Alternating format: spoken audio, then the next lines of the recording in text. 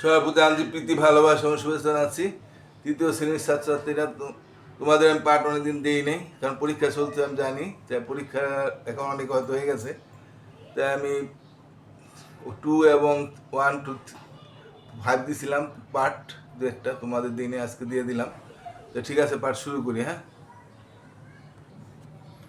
তোমাদের সম্ভবত আমি এই পাঠগুলি দিছি 103 পাতা। হ্যাঁ, 1 2 3 4 12 পর্যন্ত দিছিলাম। এরপরে আমি এই অঙ্কগুলো আমরা দিই নেই। হ্যাঁ, তো এটা উদাহরণ অঙ্ক। শিপাত একটি বাগানের, এটা একটু যেমন আছে বুঝাই দিই। 9-5 অংশে ফুলের চাষ লাগিয়েছে এবং 9-4 অংশে সে ফুলের চারা লাগিয়েছে। হ্যাঁ, শিপাত লাগাইছে 9-5 আর মনির লাগাইছে 9-4 অংশে ফুলের চাষ। তো কে বেশি অংশে ফুলের চারা লাগিয়েছে, কত অংশ বেশি লাগিয়েছে? তাই 9 ভাগের 5 ভাগ বেশি না 9 ভাগের 4 ভাগ বেশি? 9 ভাগের 5 ভাগ বেশি। তাই শিপাতে বেশি ফুলের চারা লাগিয়েছে, ফুলের চাষ বেশি করছে, তাই না? এখানে তোমাদের বুঝাই, দেখো ভগ্নাংশ দুটির হর একই, তাই না? যে হর হলো নিচেরটাকে হর বলে, উপরের লব বলে আমরা জানি।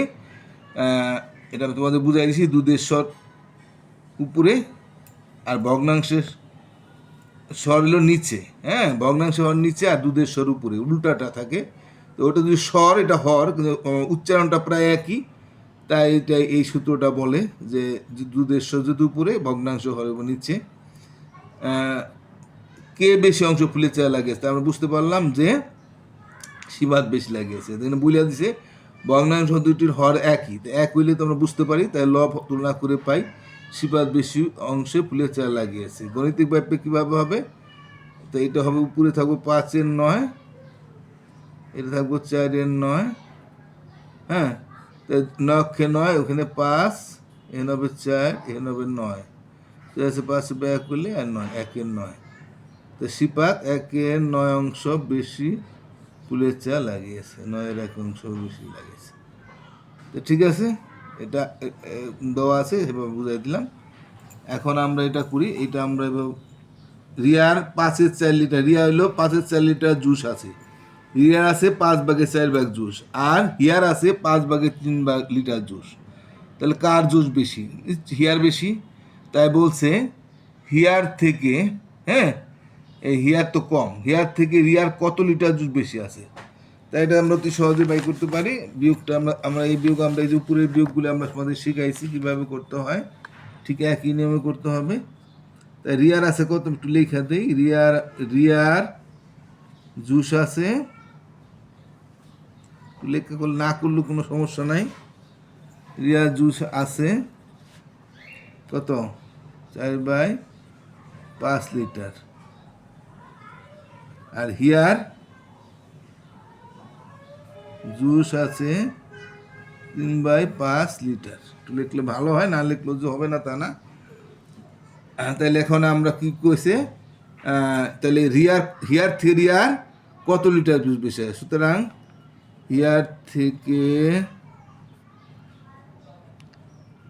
রিয়ার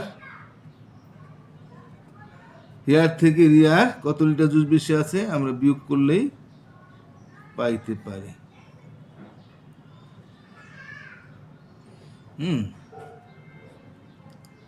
এত অংশ বেশি,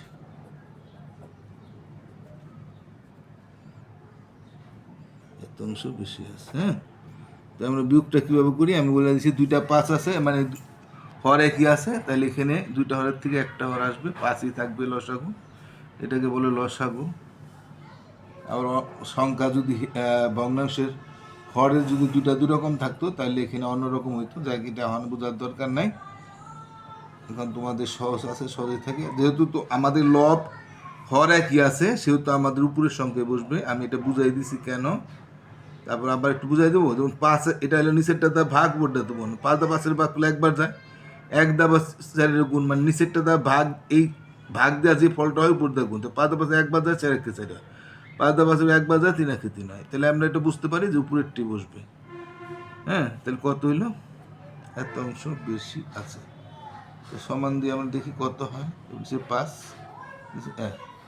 এত অংশ বেশি আছে। উত্তর এত অংশ বেশি আছে। তারপরে 3-এরটা দেখি।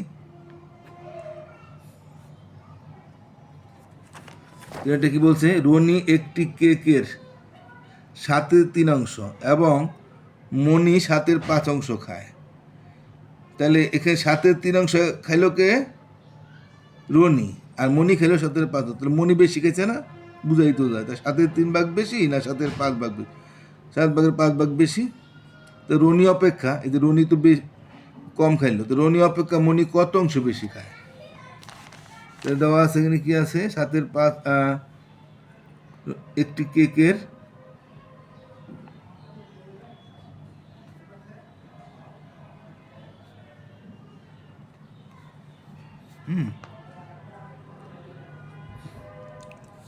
সেগুলো দাগ দিয়ে লিখি না। 7/3 খাইলো রনি খায়, হ্যাঁ। আর 5/7 কে খায়? মণি খায়।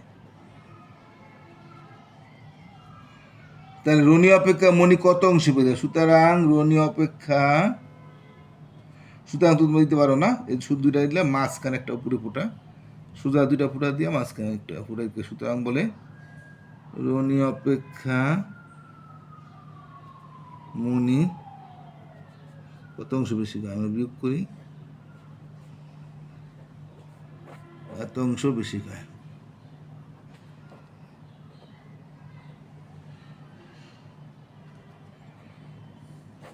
সাত উপরে 5/5, 7/1, 3/1 3, নিচে 7, 3/5/2, হ্যাঁ। তো 7/2 বেশি খায়। উত্তর 2/7। খালি একটু লিখে দিলে হবো, এত অংশ বেশি খায় দরকার নাই। আচ্ছা লিখে তো এত অংশ খালি লিখে দিলে আর কোনো দরকার নেই। কোনো আমরা লিখছি এত অংশ বেশি আছে, এটা লেখার দরকার নাই, শুধু অংশ লিখলেই হবে। কারণ উত্তরটা তো স্যাররা বুঝতে পারে যে কী চাইছে, ওটা লেখার দরকার না, শুধু এত অংশ লিখে দিলেই হবে। তো ঠিক আছে, আরেকটা অঙ্ক আছে, এটা আমরা করি। 4 নম্বরটা কি আছে দেখো। 1 মিটার ফিতার 11/6 নিধি এবং 11/5 কেয়া নিল। কে বেশি ফিতা নিল এবং কত অংশ বেশি নিল?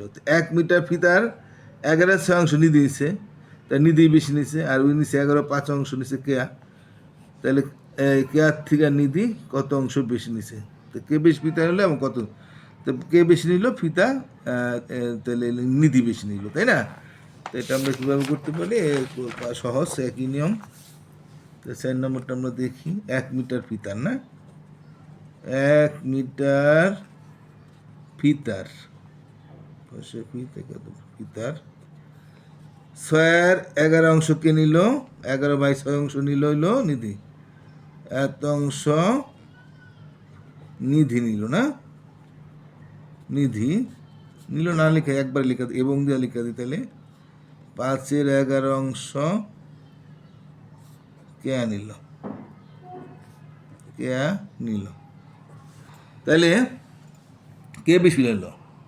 সুতরাং কে বেশি নিল? এত অংশ নিধি, নিধি বেশি নিল, তাই নিধি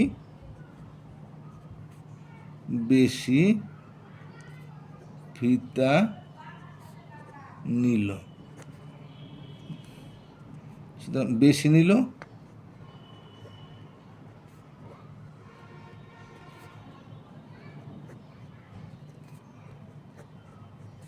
বেশি নিল এত অংশ।